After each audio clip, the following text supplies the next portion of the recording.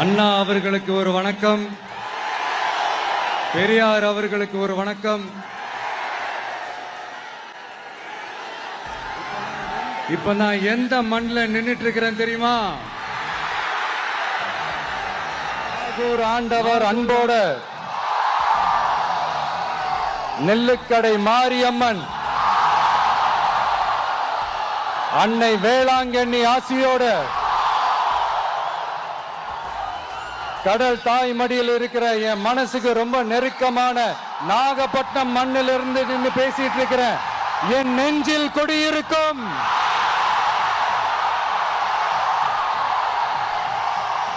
உங்கள் அனைவருக்கும்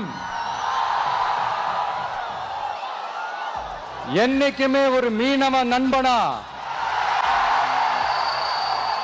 இருக்கிற இந்த விஜயோட அன்பு வணக்கங்கள்.